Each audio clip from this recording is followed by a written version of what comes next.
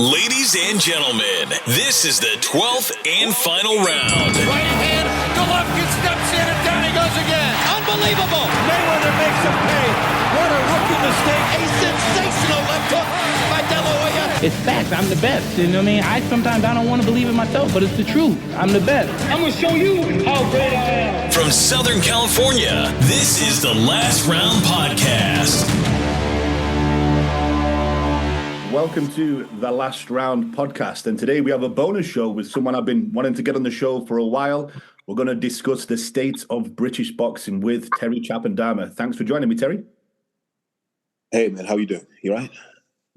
So, Terry, just kind of give us a little bit of background into who is Terry. I know that you're a boxing coach, you do some media work, you have a great podcast I listen to every week.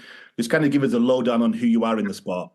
I'm one of those weird people that kind of exists in the sport, but never in the interviews, never in the, never really in front of the camera. But I've been involved in boxing, directly involved, probably since 2009. And so I think if you look at sort of two generations worth of boxers, right? So the guys who are coming into their mid-30s now and the guys who are kind of in their mid-20s. So that kind of span, if they've come out of London, at some point I've either worked with them, advised them, or we do work it behind the scenes now. So I've done a lot of stuff around helping guys understand contracts, helping guys understand the business side of things, helping them set up sort of corporate structures to make sure that, they're paying what they have to pay and not getting shafted. And then, sometimes if I can't do something, I'll put them in touch with people who can, for example. So I seem to just be a connector in boxing because I've had so many people come through the gym that I can kind of put people in touch with each other. Is that my passion? Probably not, but it's a valuable service to people I consider friends. I think my real value is coaching. That's kind of where I found my lane in boxing. I remember being a kid. I was a student when Eddie Hearn won his Olympic gold medal. And I remember being in halls when he won it. And like a couple of days after that, me and five mates have gone straight down to Winkerbank to the Ingle gym and realized it's a little bit harder than it looks on TV. And so that was kind of my real introduction to boxing, being around Brendan and the guys who were in the gym at the time. So I went there just as Naz had left, which was a shame. But you used to have Ryan Rhodes in there. You had guys like, all the OGs were there, like Scrap Iron Ryan and all that. Johnny Nelson would have been there. I don't remember who else. Like young Kell Brook was there. Super young Smedleys used to pop in. So a load of people from way back when, but I was never consistent. I probably wasn't consistent with my boxing until about 2006, 2007. And then that's kind of how I've ended up where I am now. And your podcast? So we start, right. So I guess to 2016, and I'd wanted to do a podcast, but then I realized that, it's quite a bit of, starting up on your own. You're like, who the hell's going to want to listen to me? So one day I messaged a guy called Martin Theobald, and I knew he had a podcast. And I said, look, can I just come on? And he said, yeah. And I thought it was going to be a one-shot deal. And it turned into 150 odd episodes of, I don't even know how you describe that pod. It seemed to just let people know they could do it. More kind of like punk in the late 70s, where you just hear people having hits with, 3 chord melodies. And you're like, oh, well, if they could do it, I can do it. So it started off with that, and I think we had a great run doing that, did some fantastic live shows and other things.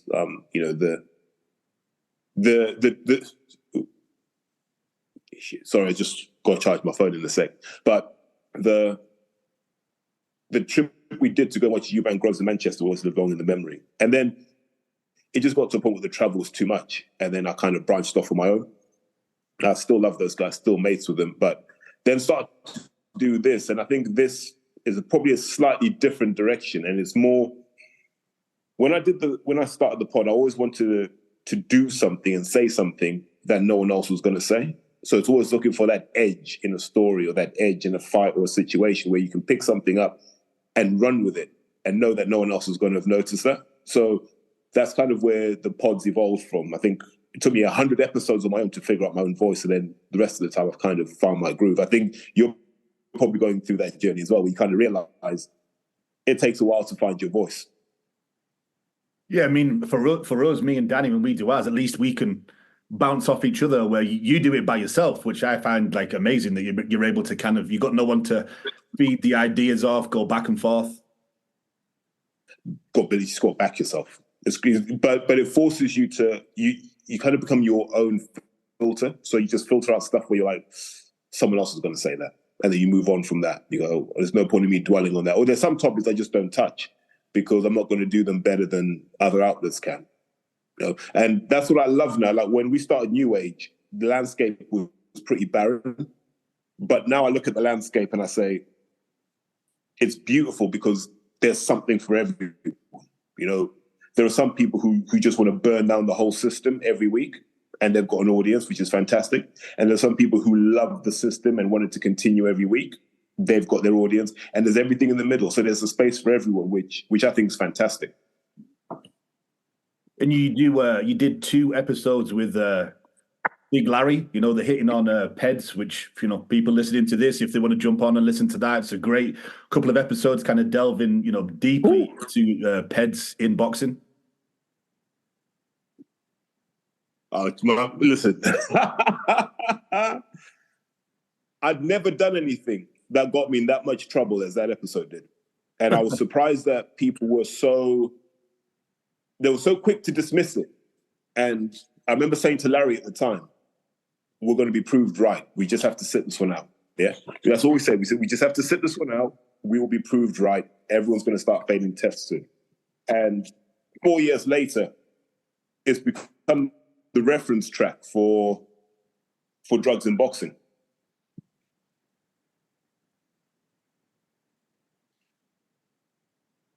So yeah, let me just recommend that to you. Let me just recommend everyone go and listen to that. If you really want to understand what's happening, I don't even think it was just boxing. I think it was just broadly PE sport. If you've never listened to anything like that before, it'll make you far more cynical about sport than you currently are. Yeah, two great episodes. I listen to the show every week. But jumping into the state of British boxing. So let's rewind to Eddie Hearn hitting the scene, Terry. In 2011, 2012, Eddie always says his first show was Darren Barker against Domenico Spada for the EBU Middleweight Championship from the Olympia in Kensington, London. From that point, we've gone from local leisure centres in Britain to big stadium shows, with, you know, with Carl Froch, Anthony Joshua, people like that, kind of headlining the shows. What was it? So you're 100% right. I think we've gone boom, bust, and we're kind of in a bust cycle at the moment. So I remember the horrible days of shows being done at the Tidville Leisure Centre, for example.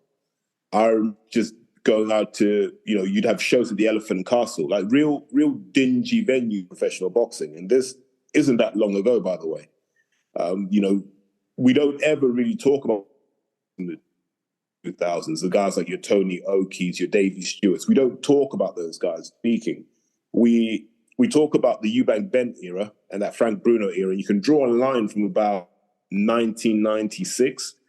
And there's a little bit of a sprinkling of Calzaghe in there, but there wasn't really a British boxing scene. And as you got deep into the 2000s, 2008, 2009, it was just flat. And what people were waiting for was that new breed.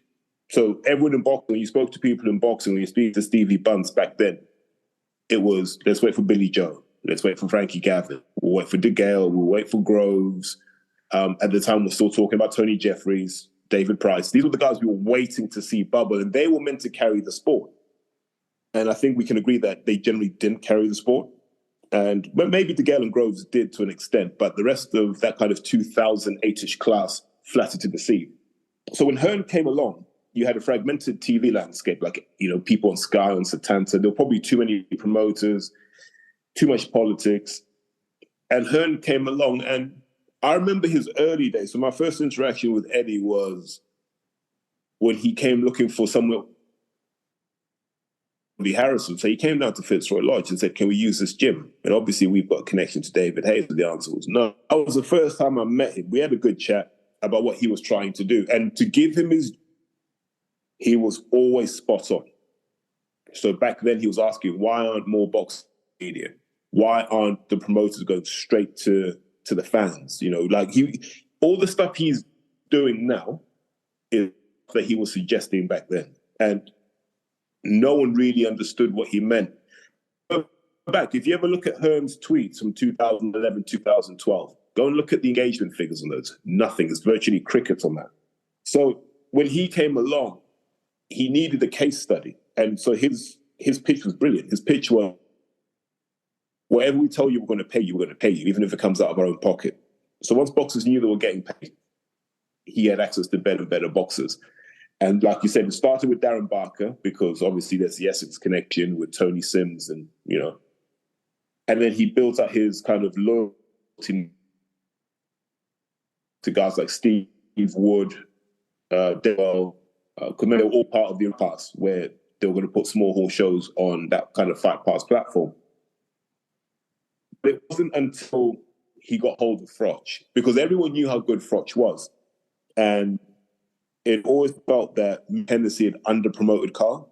Story that, I can't remember which one of the Super 6 fights it was. They offered 600 grand to Mick for Froch to fight. And Mick just said, yeah. Didn't go push back, just said, yeah. And everyone else was getting 1.5, 2 million quid. And so I think that's kind of why, you know, Carl decided to go with someone who could get him the money, because obviously Eddie comes from a boxing family. He knows what the numbers are. So I think if you look at that period from that first Darren Barker fight, it was all a bit like, oh, he's doing okay for himself, until he got hold of Carl Froch.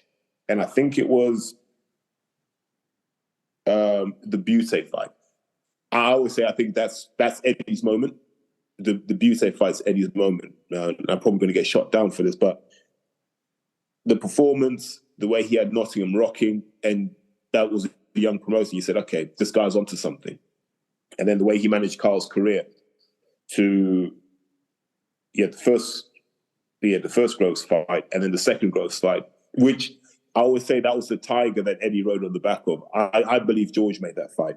That would be my opinion on that. George really built that fight up. I don't think it does Wembley without George. But after that, Hearn had the common sense to go, right, we're going to do this. And then intelligence, luck, don't know what it is. He had the opportunity to then feed Joshua into this kind of machine he was building. And then it just went nuclear. For about 3 years, it just went nuclear.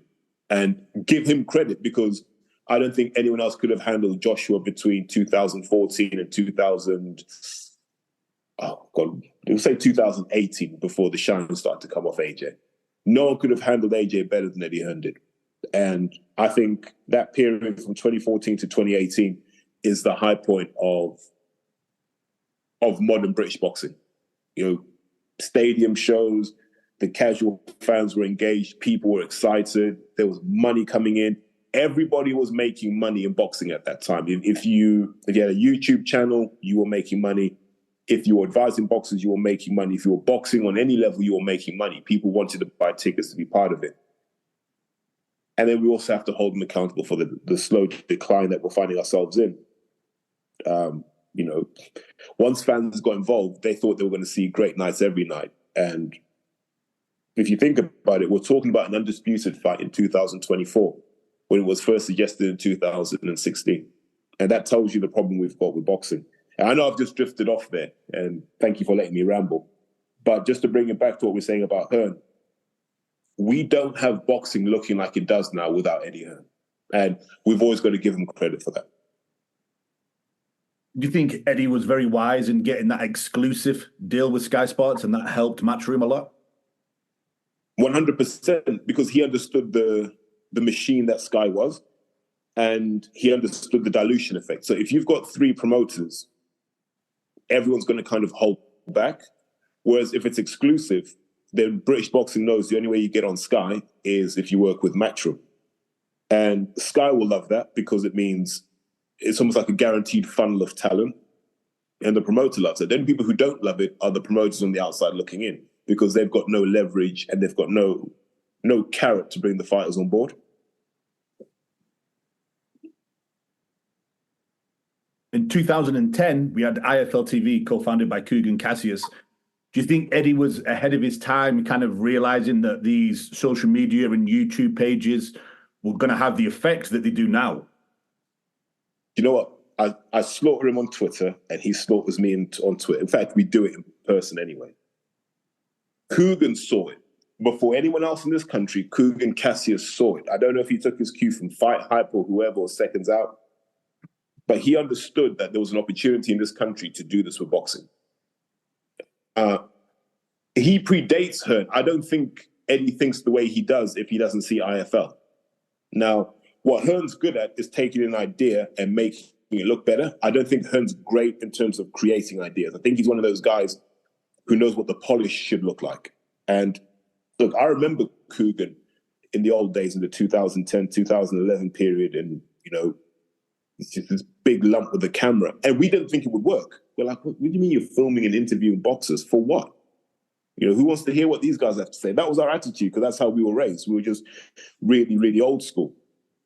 And so luckily I got to see that.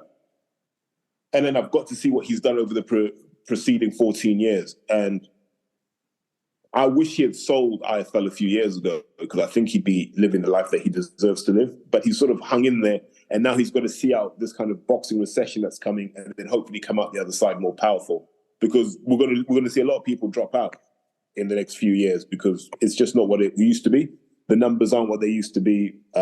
It's not cool to be involved in boxing anymore. So let's see what he does. But if he doesn't make it into the Boxing Hall of Fame as one of the kind of non-boxing people, I think it'll be an absolute disaster, because we're not doing this without Coogan. Like, no one's doing a podcast without Coogan. That kind of fan-generated content, that's Coogan Cassius. There's no Arsenal fan TV without Coogan Cassius, as far as I'm concerned. He showed what one man in the camera can do. And do you think that's just oversaturation? Yeah, there are too many people. Now, boxing's not that big a sport that it needs 50 people with cameras. Do you know what I mean? It doesn't. It's not football, where you've got, 92 football league clubs, wherever it is. Fair enough. Like, if you've got that, then there's enough diversity for everyone. Boxing is boxing. Like, you see that gravy train over at Saudi Arabia now, and none of them are going to do the numbers that justify that. And if the Saudis weren't shelling out of their own pocket, none of those guys would be there now. It's not economic. And I don't know how you make it economic. Like, we do this for love and for passion. And if it unlocks other opportunities elsewhere, then it's worth it. But you're never going to make a living doing this. You touched on some of these already, but Eddie's kind of stable of matchroom fighters that he relied on, Carl Froch, the Tony Bellews, Darren Barker, Kell Brook, now in, 2024, I don't think we've ever really seen them replaced. Do you think we will, or do you think that it's just that he's concentrating too much on the American market? I think it's deeper than that. If you look at guys like Froch, Frampton, who else was kind of popping back then? DeGale Groves, Billy Joe. Now go and look at who trained those guys, who brought those guys into boxing. Those guys are slowly either leaving the sport or unfortunately passing away due to old age. So what you're seeing now is the result of some of the new generation of trainers, the new generation of boxing clubs. And that's why we don't have those stars anymore, because we don't have the trainers who are prepared to break you in order to make you. I know you're not allowed to say that in 2024. It's not very PC. But when you're in a position to nurture talent, sometimes you've got to be a little bit cruel, because sport at the highest level is unbelievably cruel. And so we haven't had that. So when you look at the people who are meant to replace the guys you've just mentioned, it was meant to be guys like, just look at the 92 squad, like guys like Fred Evans, who never really fulfilled his potential. Luke Campbell, who I don't think ever fulfilled his potential. Anthony Ogogo was just unfortunate with how things went for him. Even some of the guys like Josh Taylor kind of did it, but then he's fallen off recently as well. And then if you look at guys like Anthony Fowler, not really what we expected. Kesh Ashfaq, not really what we expected. So Eddie was always good at promoting what was already made. He wasn't good at making anything. And now that we need him to make him to build stars, he's struggling. Like, he's trying to do things with Johnny Fisher, Campbell Hatton, but these aren't guys that went through that really tough system, that tough school, that filtered out the weak. And see those guys like James DeGale and George, you have to understand who was in the gym with them at the time. And these are guys who, yes, they had pro careers, but we still don't talk about them anymore. You guys like your John O'Donnells, I'm sure there's an O'Meara brother in there somewhere. We don't talk about those guys, but those guys could easily hang with what's around now. They could probably come out of retirement. I said this to James DeGale, actually. You could probably come out of retirement and be all right in a 6th rounder against a lot of these guys. Like, we just aren't making tough kids anymore. Like, you're just not getting those tough kids in gyms anymore. I kind of know why. And I think you've listened to the pod, so I say this a lot. Boxers will reflect their trainers. Whatever your trainer's character is, that's how you're going to be. So if you've got these guys coming in from Fitness First and Anytime Fitness, holding a pair of pads and saying they're boxing trainers, that's how you're going to box. So I don't think Hearn has been good at creating stars of his own, because I just think the pipeline's been poor for a long time. I think too many coaches are concerned with social media. They're too concerned with the limelight being on themselves. I don't mind you having the limelight. Like, if you're putting bums on seats and you're putting people on the canvas, do what the hell you want.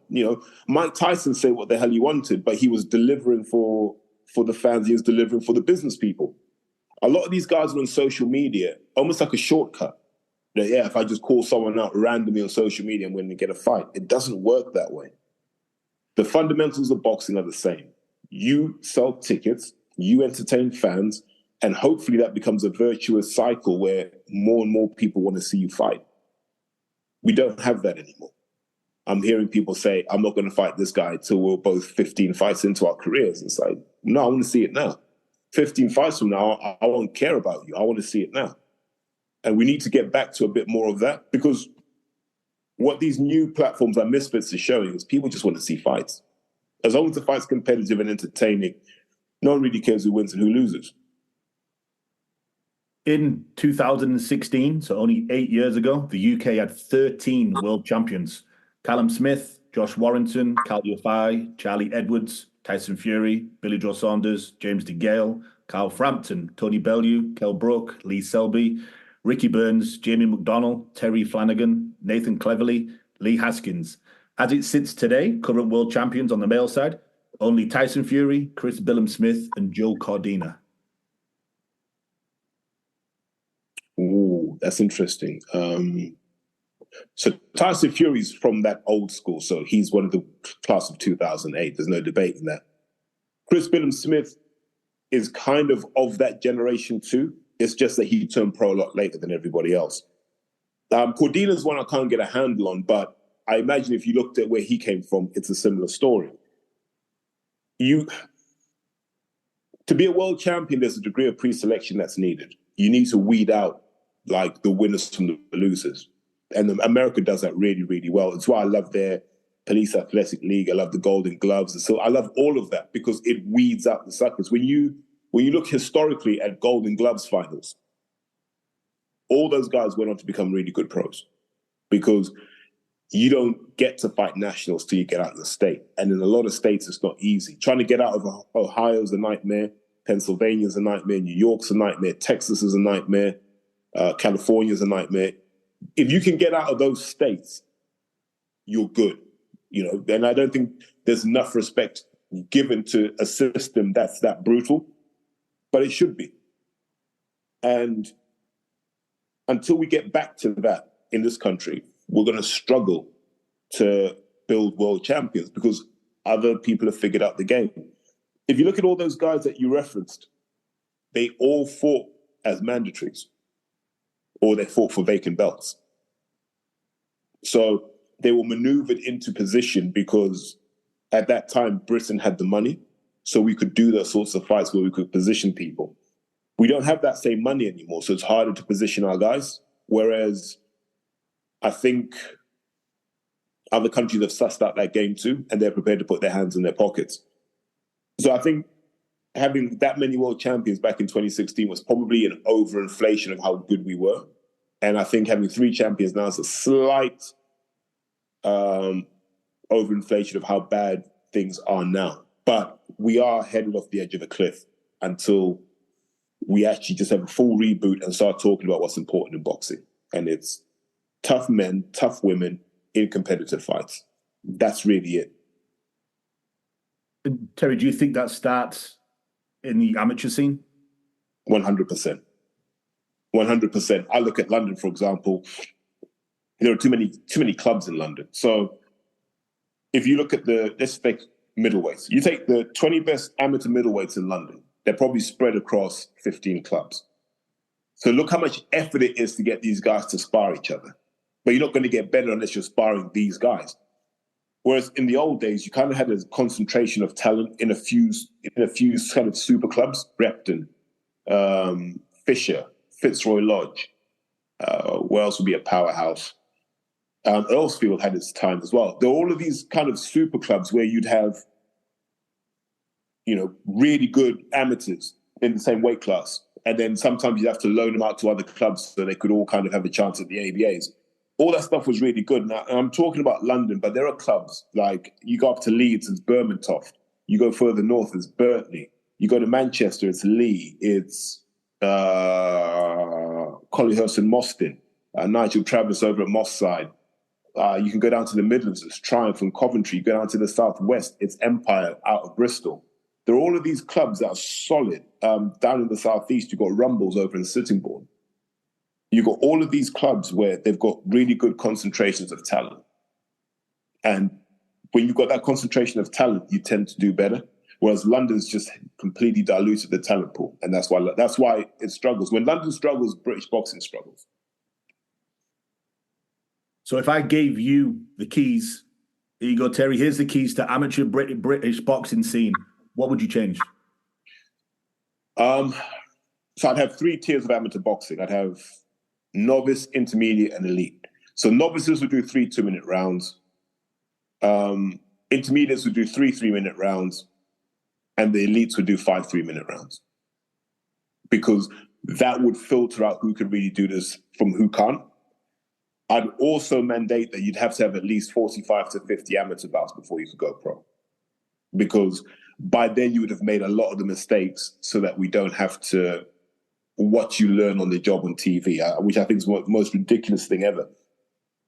Like, you're in the States now. Can you imagine the Lakers bringing on an 18-year-old kid and them telling us, yeah, you got to give him a couple of years just give him a couple of years on the floor while he learns this trade. Can you imagine LeBron having to baby someone through a game? It would never happen because it's very cutthroat at the top of American sport, and we need that. So I think if you made these kids do 5 3-minute rounds, you'd get a completely different complexion at the top. You'd get tougher men, tougher women, and we would elevate as an international boxing nation, I think. So from the amateur side, I'd fix that. The other thing I'd do is I'd fix the coaching. I think it's too easy to become a coach. And the issue with that comes down to there's a desire to have more clubs because more clubs supposedly means more participation and so on and so forth. If you want that many coaches, it should be gold, silver, bronze. So your bronze coaches can never run a club. Yep, they can't do a corner, but they can be in the gym teaching kids how to box. Your silver coaches can teach kids how to box. They can run a few corners, but only schoolboys and schoolgirls, but nothing senior, definitely not the elites. And then when you're gold, then you can do everything. You can have a club, you can do all of this. And you should have to serve a certain number of years in each tier before you can become gold.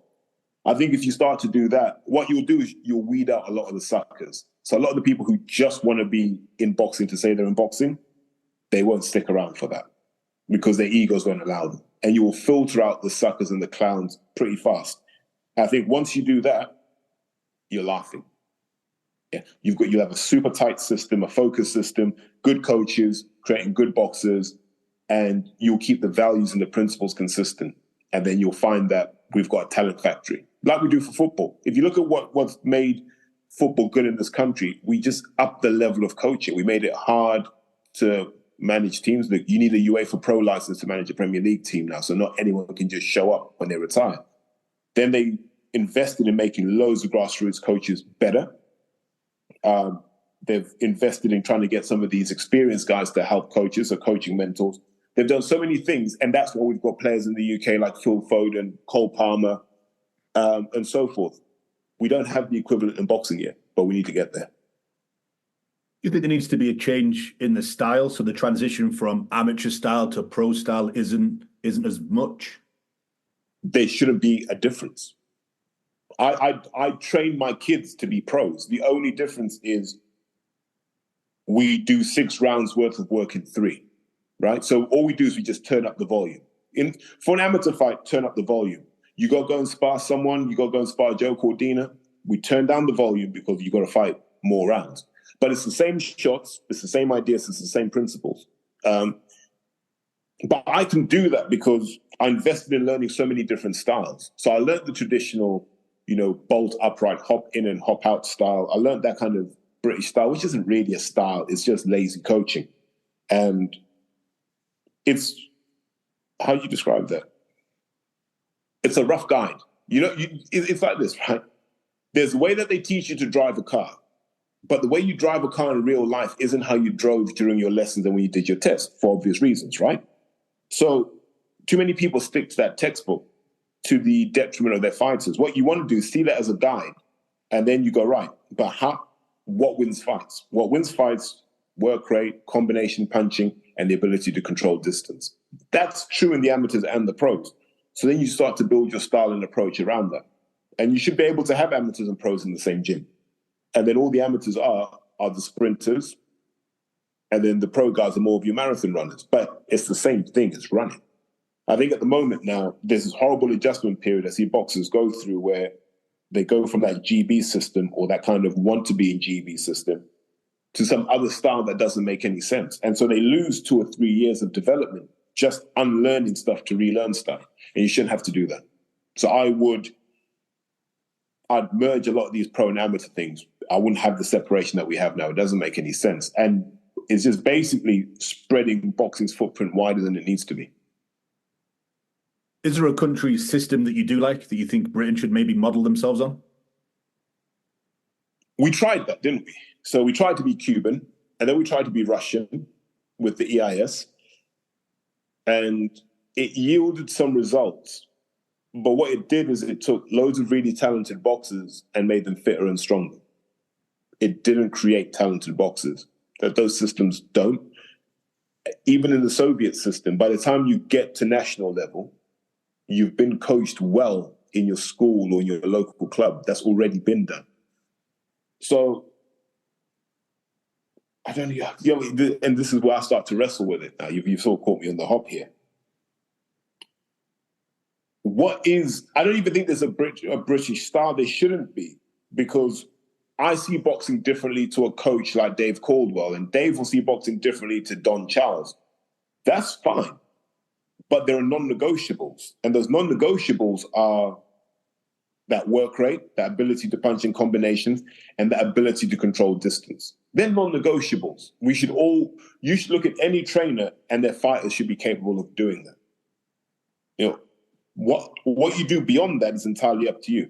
Whether you see defense as something in and of itself, or you see defense as simply a transition from attack A to attack B, we can always debate that. And I do that with my friends who are coaches. I say, because my philosophy is defense is just a transition between 2 attacks. Yeah, I'm going to hit you. I'm going to block your shot coming back. I'm going to come straight back. I'm not really trying to dwell too much on, blocking 25 different shots in 15 attacks. I want my guys to be on their opponents as much as possible, because my belief is we are your problem. You're not our problem. So I don't think we need a specific British style, but I do think we need to master those non-negotiables, and we haven't done that.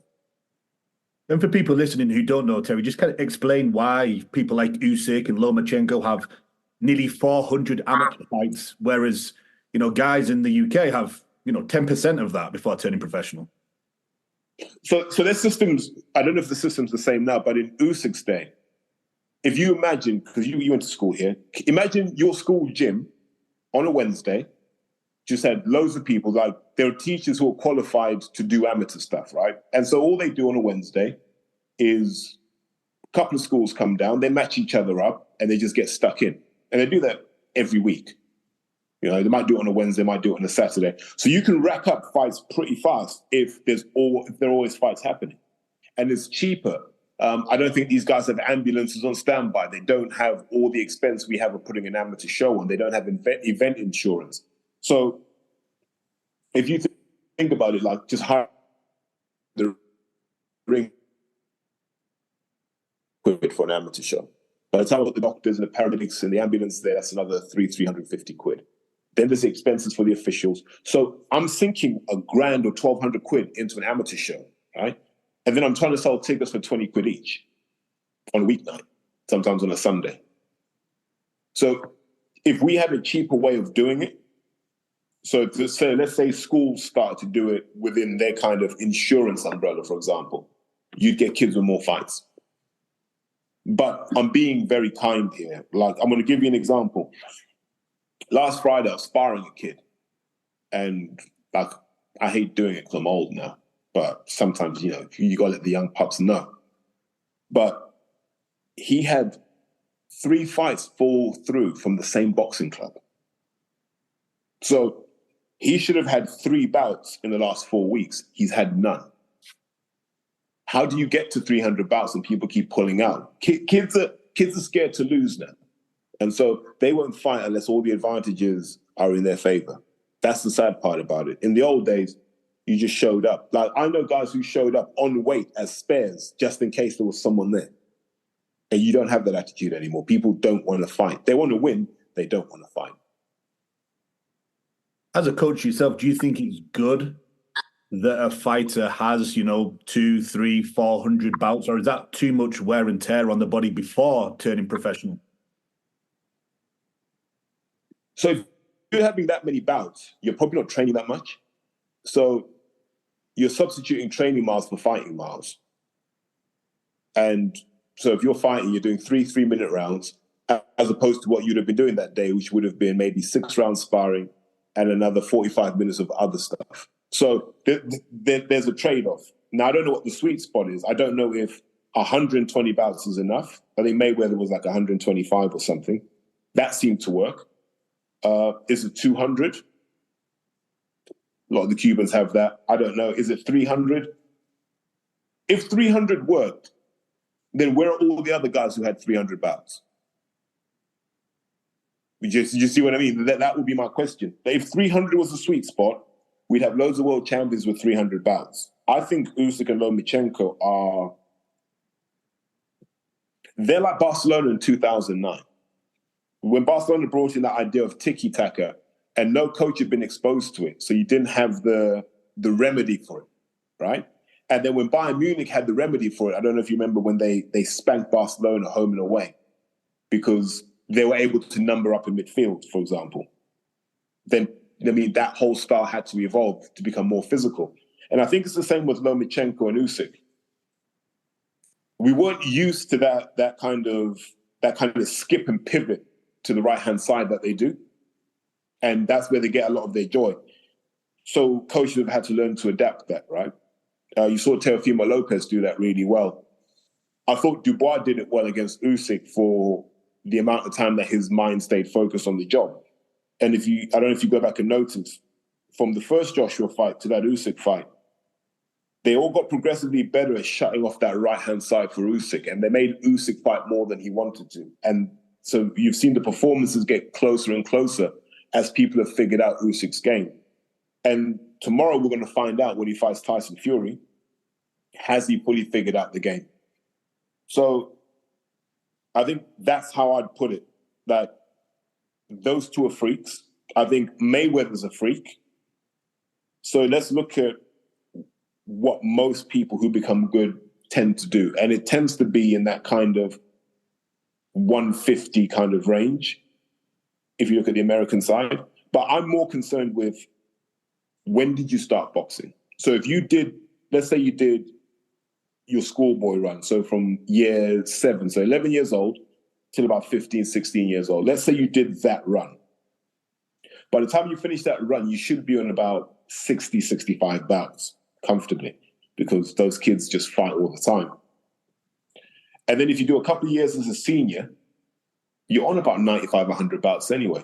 So it's more that tenure as opposed to number of bouts, because if you start doing it as a kid, you're more likely to be proficient at it than if you start as an adult.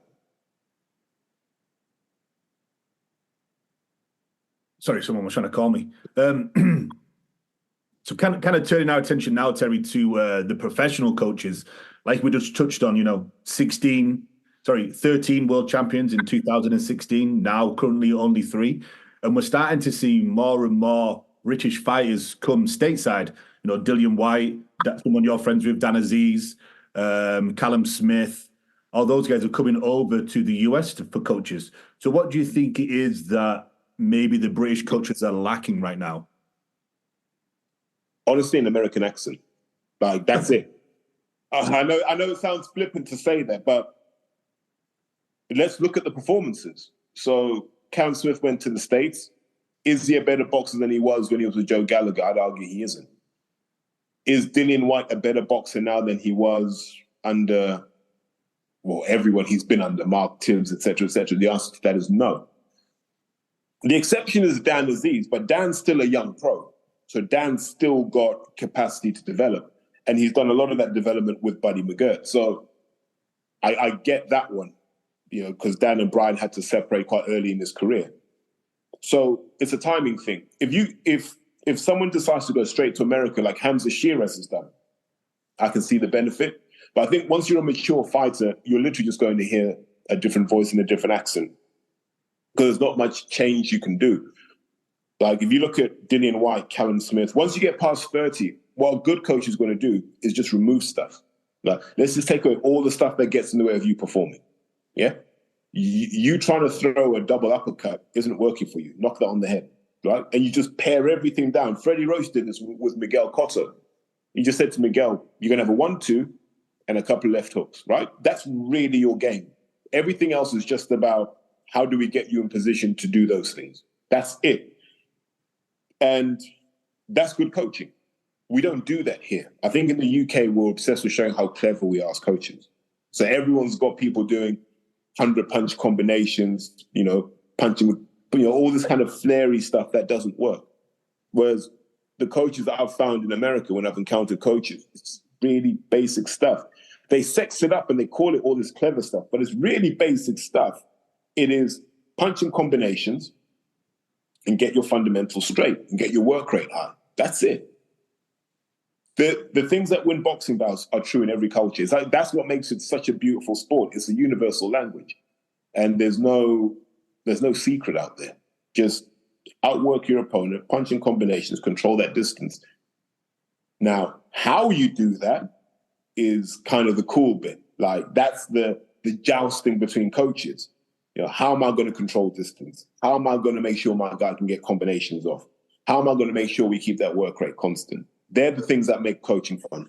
Do you think some of the fighters maybe are coming over here just for the different types of sparring? And I know I was in camp with Lee Selby, and he said that he would come over here just because, he'd be sparring like a Mexican who just really, really wanted it because of the way that he'd grown up. He'd give them a body shot and they would just keep coming. Whereas he felt that some fighters in the UK would normally kind of go down or stop from the body shots. So he'd go down if he got hit with a body shot. Come on, Lee. There's a grain of truth to what he's saying. I think American coaches are more open-minded. They don't have the insecurities that English coaches seem to have. Well, I'll say British, actually. Yeah? Let's bring everyone into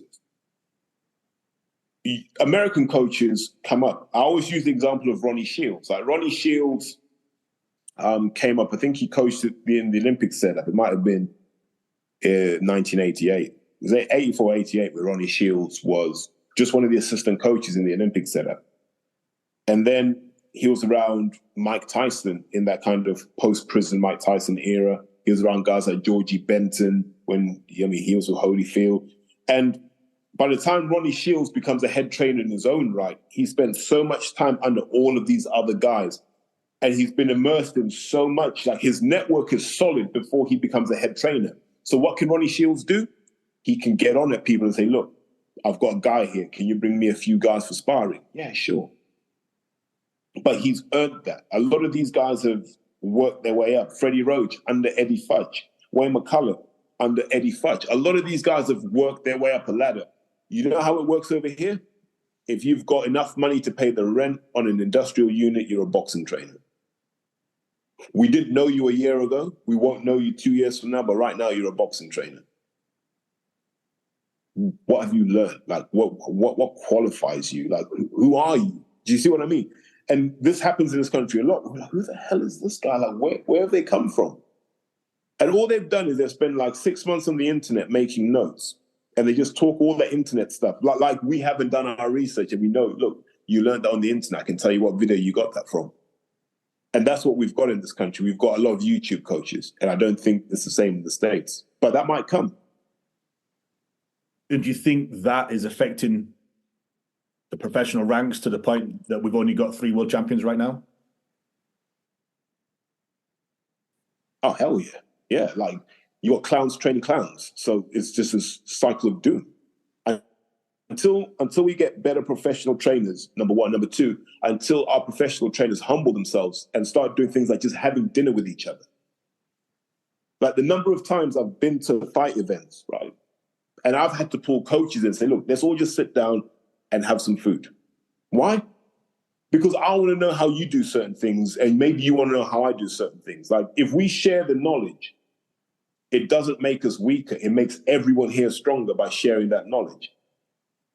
Like, think of every other sport. They have coaching forums where all the coaches in that sport will go, and they will meet up and they'll shake hands. There's an event called Swiss. I don't know if it's in America or Canada. All the best fitness people, the best strength and conditioning guys all go together. They sit down, they have dinner together, they drink beer together, and they all do presentations on their case studies and their success stories. They share knowledge. So they all end up stronger as a result of it. Boxing coaches, they all act like they've got this little bit of secret sauce that if they reveal any drop of that, we're all just going to become better than them and they're going to lose their fighters and all this sort of stuff. That's really the problem, the insecurity amongst coaches here. We don't work together. We don't share knowledge. So when a trainer retires, there used to be a trainer in this country called Howard Rainey. And Howard Rainey back in the 80s and 90s was seen as a bit eccentric because he was really into stuff like strength and conditioning. He was into boxing-specific strength and conditioning. So he'd have all these kind of contraptions to help with punch power, to help you keep your hands up, to help you move your feet. And this is way before people were putting up cones and speed ladders. And he was laughed at. When he stepped away from the game, there was no one that could pick up his knowledge because there was no one that was there. Like no one could get that knowledge unless you'd worked with him. And so a lot of knowledge gets lost in British boxing. I don't think that's true in other countries, which is sad.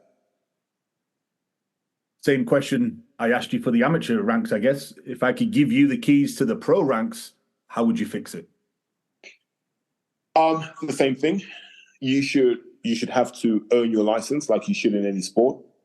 And I'd force people to go to coaching seminars. So you'd have to do continuous professional development and, properly do that. So guys like Joe Gallagher would come and do sessions on, corner work, or guys would come and do sessions on how to manage cuts and how to manage swelling, or someone might come from GB and talk about some of the tactical stuff they're seeing coming through in the amateurs and that you should be aware of in the pros. Or someone might come, where someone's built a great fighter like Virgil Hunter, and he may just come for a Q&A session.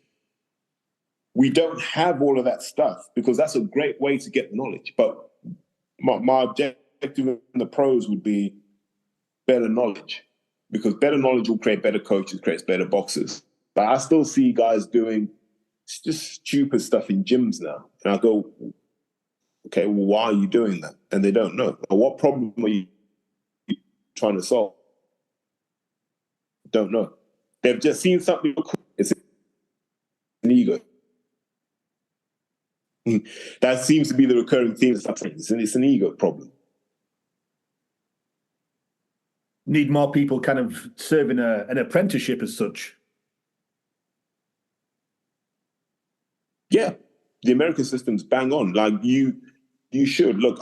Our friend Eddie Lamb, for example, and Ed's been qualified and good head coach probably since 2009, 2010. But Ed served his apprenticeship. He's learned a lot of things. He's kind of, made his mistakes in the shadows and so forth. He can more come into his own now. Ed's 50, and this is the time that he's shining. And I think that's great because he's got that depth of experience that gives fighters confidence. Dealing in hope. You're like, I hope he's good at it. I hope he's good. I hope he can do what he says he can do. But you want someone who's done it, who's proven, who's actually put the years in. Because you're coaching people that have put the years in. So how can you be someone who just found an industrial unit or your dad used to be a trainer, therefore you're a trainer? That doesn't make any sense to me.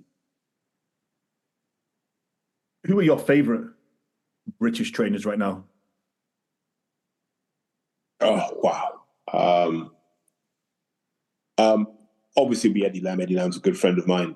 Joe Gallagher, because Joe does it generation after generation after generation. And with every generation Joe's trained, it's a slightly different approach. Like Joe adds strings to his bow. He's the guy who carries on learning. So I really respect him for that. Why do you think, sorry to interrupt here, but why do you think Joe gets so much hate online then? Or do you think it's just because he's so successful, that just comes along with it? Joe's successful. Joe believes in himself. He's not afraid to say what he thinks. And that rubs English people up the wrong way. If Joe was American, the English don't like people like Joe Gallagher, generally.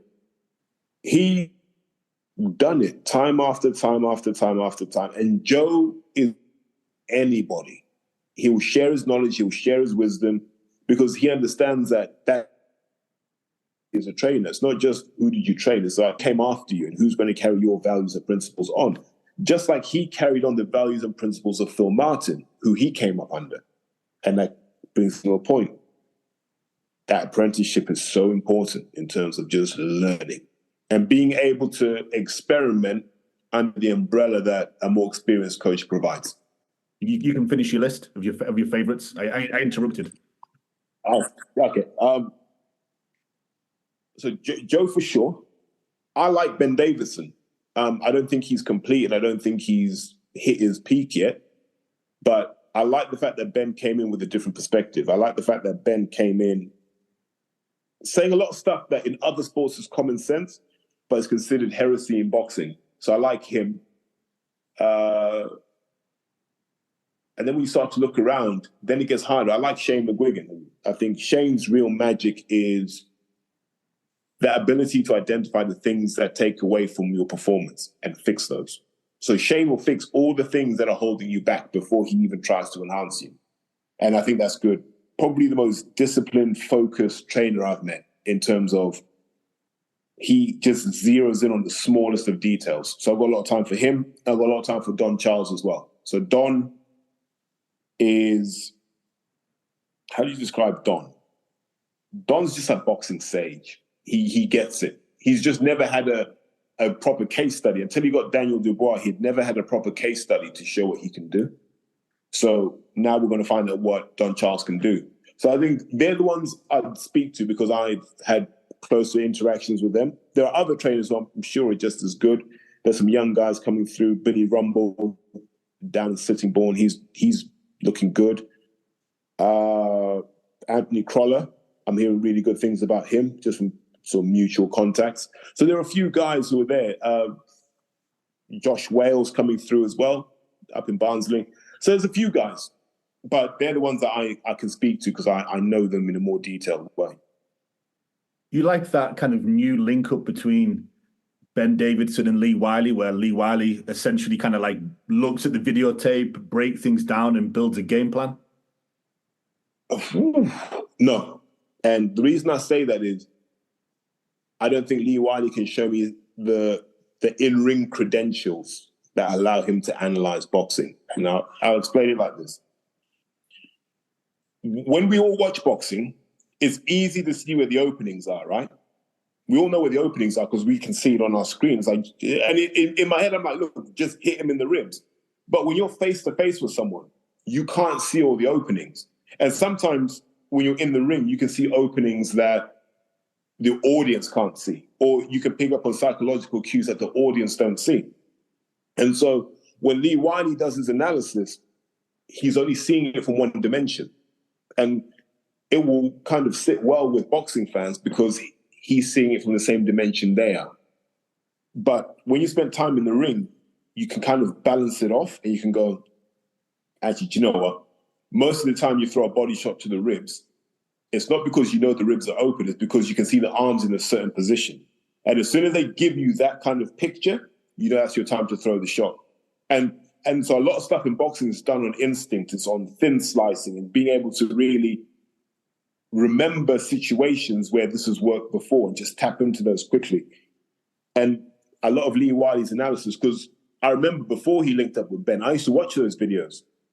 And the thing I'd always say is, and this is the whole thing with data, information without context is dangerous because it can pull you in the wrong direction.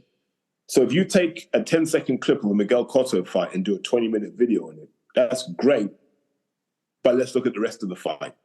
Was that just a moment where it worked by cosmic accident, or was that something Miguel was working at all fight long? And I don't think Lee Wiley's analysis really gives you that broader context.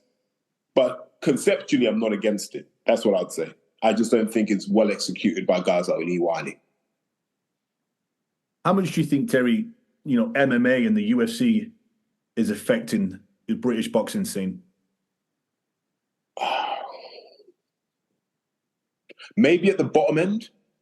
So if you're a guy who you got moderate power, but you got some good skills and some good reflexes, you might move over to MMA because in MMA you'll be known as a banger, right? And then all you need to do is add some grappling and some leg kicks, and you're good.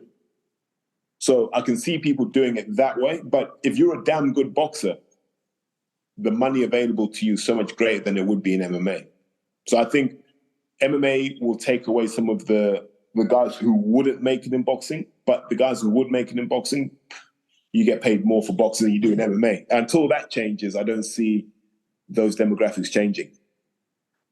How about in terms of viewership? Do you think we've lost some fans to the UFC just due to their package? A lot of their shows, a fight finishes, a fight starts, a fight finishes, a fight starts. Whereas, as a boxing fan like me, sometimes we have a fight, there's a filler, there's a video, and then the next event doesn't come out for 15, 20, 30 minutes, or rolling it back to when Canelo fought, was it Kovalev? He actually paused the event for the UFC and then brought out the main event. Right. So when it was explained to me why TV stations do that, it's to sell advertising. That's the only reason it's drawn out. Is that right? If this fight were to run to schedule, we could only sell 10 advertising spots. But if we drag it out so it finishes at midnight, we can sell 13, 14, 15. That extra revenue is what helps subsidize the fight. That's why they do it. It's annoying because I'd rather it was just and gone. But because the TV network needs that money for what they're pumping into boxing, it's just one of those annoying things we have to live with. And in terms of losing audience to the UFC, let's not forget that the UFC has hug fests as well, where it's just two guys grappling on the floor and the referee's got to pull them up. So it's not like the UFC is wall-to-wall entertainment. And all sports will have that because at the top level, sports are very conservative. When the stakes get high, everybody's conservative. Like no one really wants to have a war at the top level if they can avoid it. You just want to win your title, get your money, and move on with as little damage as possible. So that conservatism will come into MMA at some point. When they start doing £5-10 million paydays, you'll see that conservatism come right in. So Terry, if you were a talented fighter right now, 18, 19 years old, which path would you take? You'd go boxing or MMA? Well, me personally. Yeah, you personally. If you were a talented fighter. Okay, if I can assume I can make the same amount of money in both, I'd go MMA. Oh, wow. Oh, I didn't expect you to say that. Yeah, I'd go MMA. Not the same CTE risk. Not the same, like, not many people are dying in MMA octagons. And, you know, there are more ways to end the fight. Like, so for context, I came up doing Kung Fu, Taekwondo, and Muay Thai. And that's all before I did boxing. So I've always had legs, for example. Like what I don't have, I did it for a year. I did some wrestling for a year, but I don't really have a solid grapple game. So when I watch MMA, I enjoy MMA because it's like a proper scrap. It feels like a scrap. Whereas I think with boxing, you're getting hit with those 10-ounce gloves by someone who knows what they're doing. It's a hard way to make a living. In the overall package, you think the UFC being global, being worldwide, you think is that also another draw to someone like yourself if you were going to choose that path? Is that they control the whole ecosystem. That's what they do. They control their whole ecosystem. So Dana White can be Dana White because the ecosystem says, look, we want Dana to be this way. Whereas if you look at boxing, it's so fragmented. But interestingly enough, I think we're moving into a post-belt era. And if we can move into a post-belt era, then there's an opportunity to actually create a ring-fenced boxing type promotion. And maybe that will change how we view boxing. It's a hard one, but in terms of MMA, I like the fact that they have total control of the whole value chain. And that means presentation, all of these things. They control that really well. And they can brand it and they can target the right people. And, you know, I respect that. That's very smart thinking. They don't rely on anybody. No external reliance required. Do you think we're going to lose the two big Mexican holiday events, Cinco de Mayo in May, and then Mexican Independence Day in September to the UFC?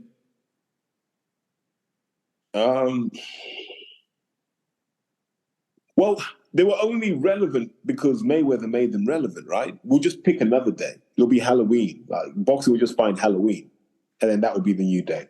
Or Easter Sunday, that will be the new day. The day is less important than the event. As long as the event can tap into a big enough demographic, you're normally good. You know, the Cinco de Mayo thing was cool. Like Mayweather made that kind of cool, and then Canelo's taking it on to another level. But Canelo could fight whenever, and people will watch him. You know, he's an attraction now. Do you think there are certain things that boxing can take from the UFC package?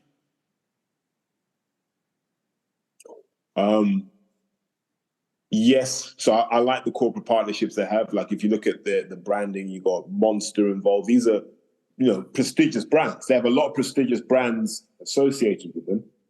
And that's despite everyone acting dysfunctionally, right? Like they almost tap into that dysfunction because the UFC can point very clearly to who a UFC fan is, and they can put numbers to that.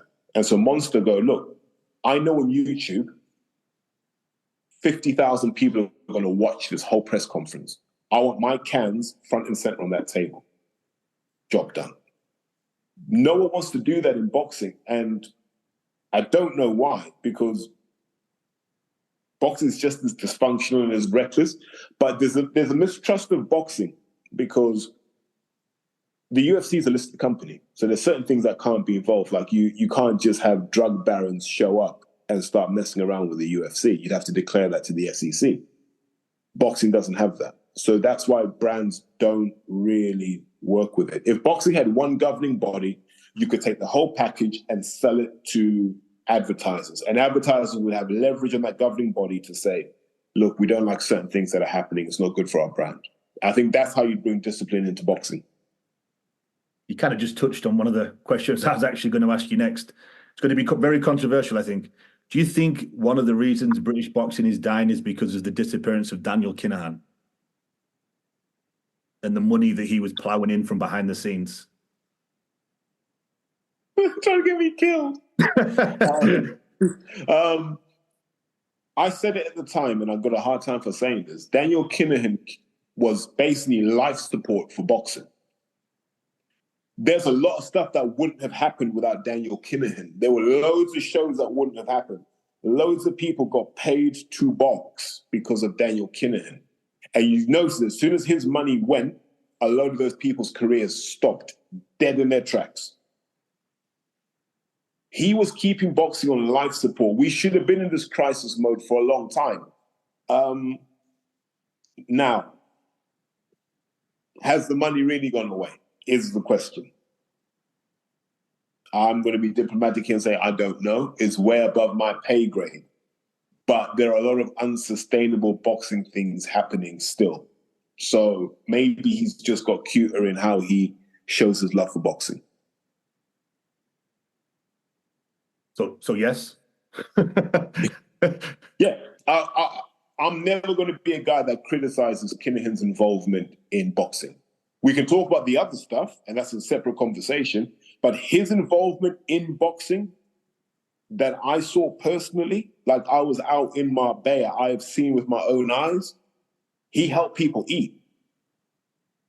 Like, expecting nothing in return, he helped people eat. And no one's doing that anymore, supposedly. Too many belts, too many promoters, too many networks. Yeah. Everyone wants a slice of boxing. Boxing is an absolute mess. That's why, look, I'm going to hammer Ryan Garcia and criticize him for failing a drugs test. I think it's totally unacceptable that this is happening in 2024. One thing I gave him credit for is he never cared about that belt. He didn't care about the belt. He wanted to get paid. He wanted to beat Devin Haney. That's the essence of boxing for me. You want to get paid, you want to beat someone. I don't care about the belt. I'm not, forget step-aside money, forget final eliminators. Just get people in that ring. That's why I said to people, once we get a winner from Usyk and Fury, scatter the belts, man. We don't care about the belts anymore. At that point, they're irrelevant. And once we get to a post-belt era, then it will just be about who's got the deepest pockets to control the best talent. And then we'll see what happens.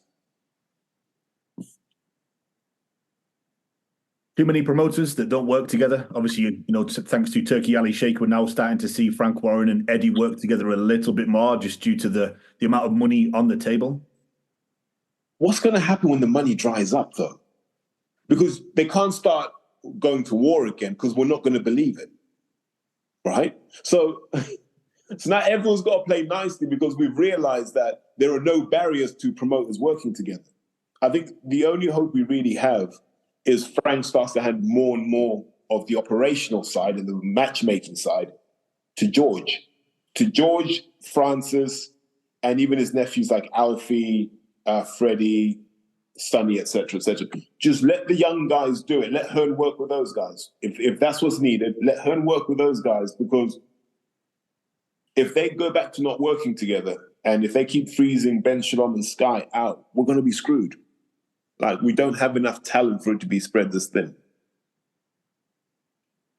Looking at the viewership, one thing that I found when I was doing the notes for the show is a recent study of Nielsen ratings found that the median age of boxing viewers in 2016 was 49 years old, the 16th oldest among the 24 sports in the study. It'll be higher now. Yeah, it'll be higher. We're not bringing new fans in. Like, those same guys that were averaging 49 years old have all been waiting for the unification, so they're all like 50-something now, right? Boxing's getting old. I think boxing's a timeless sport. I think combat is a timeless sport. It will never not be cool to be able to fight. It will never not be cool to do it for money. But no one cares about the childish games anymore. No one cares about fights being delayed needlessly. And no one cares about promoters delaying stuff for their own greed. People just move on to something else. Misfits is a good example of that. Now, I don't know if you've ever been to a Misfits show, but it's fuller than most English shows, sadly. You go to a Misfits show, you're going to see more celebrities. You go to a Misfits show, there are better looking women. You go to a Misfits show, it's just more fun. Because people have just come to see fights. No one cares about stories and who's going to fight who next. Paid your money to see people get chinned. That's all. And if people get chinned, you got your money's worth. Being a coach, Terry, have you seen, since, Misfits and the celebrity boxing took off, have you seen more participation or viewership increase? So I go all the way back to the beginning with this. So I was one of KSI's early kind of trainers when he came down to Fitzroy Lodge way back when. And I remember, I can't say I was a trainer, I was there kind of helping out. But I remember hearing the vision then. And when I heard the vision then, I couldn't dismiss it because I could see how it would work. I remember thinking in my head, you're going to create something in boxing that doesn't rely on traditional boxing fans. And I was like, brilliant, right? And then since then, there was a young kid, Aggie the Gift. He's one of the Misfits guys. He used to train at the lodge. Lovely kid.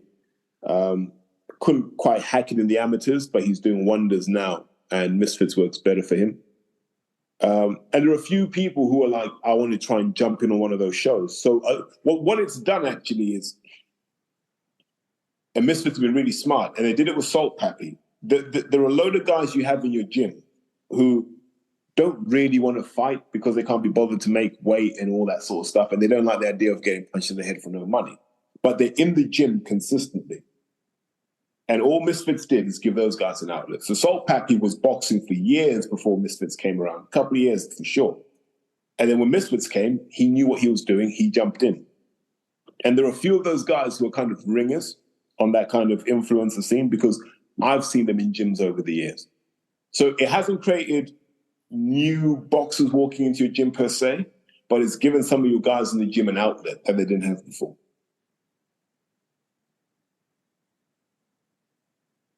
Simple question. Do you think boxing is dying? No, it's not dying. We're just going through a recession at the moment. Joshua was meant to be the hero. He didn't quite deliver what we thought he would. Fury was meant to be the hero. He hasn't delivered what we thought he would. And so these guys are going to ride off into the sunset, and then we're going to be stuck for a few years until we can find another monster who can take heads off. And then we'll be back up again. That's how the game works. So we're going to go through a rough few years when people aren't going to talk about boxing, aren't going to care. We're going to go through the Olympic cycle where I don't think we're going to win a single gold this year. We're not going to win, I don't think we'll win a silver this year. Definitely not in the men's section. And then in 2028, it doesn't look like we're going to get boxing at the Olympics, and it's probably what we deserve.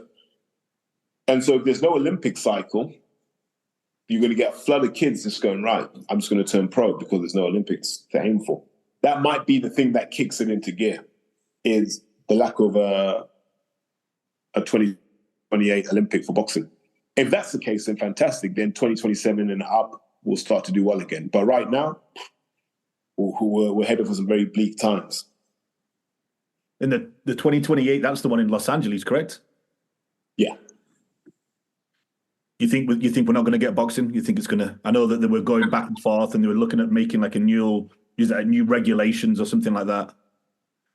So if you think about the whole premise of the Olympics, everyone from every country should be able to compete, right? If you've got two governing bodies and they're kind of split between the hemispheres, East and West, if you've got two governing bodies, you can't just give it to one because the other half aren't going to be at the Olympics, then are they? So I don't know how you fix that mess. There has to be one governing body that everyone gets behind. Like up until last year was the IBA, but Britain, America, and a few others have tried to break away. But you can't qualify as an Olympic sport if you don't have broad international participation. I don't know how they're going to do that. If the Russians, the Azeris, the Uzbeks, if all those guys stick together, then all the talented kids are going to be outside the Olympics. So the Olympics won't want boxing. Unless the best are there, they won't want boxing. Well, Terry, this is my last question for you. Give us a few names. Who is the future of British boxing? Ooh. So we're struggling at heavyweight. I'll be brutally honest. We're struggling at heavyweight. There are a couple of kids. There's a kid up from York called Leo Atang, and I don't know where he's going to settle. I don't know if he's going to settle at cruiser or light heavy. I'd like to see Leo box at light heavy, but he's a young man now, so he can afford to play around with his weight. But GB should have let that guy qualify for the Olympics. I think he would have made it, and I think he would have been the breakout star from the Olympics. He would have been like Ben Whittaker was. He's super, super talented. So Leo Atang is definitely a name that people need to lock in on. There's a young kid, I call him Tegan Stott, but I think it's Teen, Teagnnstot. So he was trained by Glenn Rhodes in Sheffield. And I've known about this kid since he was 15, so it's about 4 or 5 years now. And he's just got into GB. Tough kid, loves to mix it, hard as nails, big, strong. If GB don't break him, I think Glenn will look after him, and that's definitely a British champion in the making, if nothing else. So he's looking good. And then in the smaller weight classes, there's a young kid, Adam Macker, who's with GB now, and he used to box out of Rumbles. He's class. Another kid, Ellis Trowbridge. So Ellis used to be with us at Fitzroy Lodge until the pandemic. Oh my God. One of the smoothest southpaws I've seen. Just skills to burn. Lovely kid, lovely demeanor. Just the top kid. Those 4 are kind of the nucleus of the new breed that's going to come through. And, we need to find some big men, though. We don't have many big men who are just cracking heads. That's what we're missing at the moment. And I think we're missing some good middleweights. There's a couple of guys that I could also mention, because I think they did well in the ABAs this year. Elliot El Masi, I used to train him as well. So he's just signed up with the Warrens. And so he's going to be building his way through. And then another kid, Tyrese Ramsey, that I used to train. So there's a little bit of bias here. But Tyrese got to the semis in the ABAs. And you got to bear in mind, Tyrese is going to be boxing for about 4 or 5 years. And you got to factor in the pandemic to that. So these guys have moved along super, super quick. And I think they point to some green shoots, but they've got a long way to go. They've got to go through that toughening up process that makes you a good pro. And that's where we lose a lot of talent, actually. They go from being really talented amateurs, and then we don't see that kind of physical robustness that you need to be a pro. I've always used the example of Danny Dignam. Another example would be Jake Ball. Guys who look the part, but their bodies can't take the rigors of training. So let's see what these young kids do. But the names I mentioned, I'm quite excited about, because I think they get it and they understand what's required of them. Well, Terry, I appreciate you giving me an hour and a half of your time. If you want to just tell everybody where they can find you on social media, where they can find you on, Twitter, your podcast, everything that you're involved in. Whew, Jesus. Good start point's Twitter. Yeah. Just Twitter at Highfield Boxing, all one word. Instagram at Highfield Boxing, all one word. If you search Highfield Boxing on Facebook, we've got a Facebook page. I think that's up to 7,000 followers now. Do you know what? Thanks to John Fury. Monday morning, I was on 2,000 followers on that Facebook page. He goes and headbutts a kid. I share that video, and now it's 7,000. So thanks, guys, for the support. But yeah, that's where you can find me. And then from there, it all kind of links together. But no, I appreciate the time. Got to touch on some stuff I've never really got to speak about. So I know this is nice. And, you get to tap into different parts of your brain and memory. No, I appreciate it, Terry. And you can find us at The Last Round 12 on Instagram and Twitter. Catch us next time. This is The Last Round. Thanks for supporting and listening to the show. Follow us at The Last Round 12 on social media. Rate, review, and subscribe. This is The Last Round Podcast.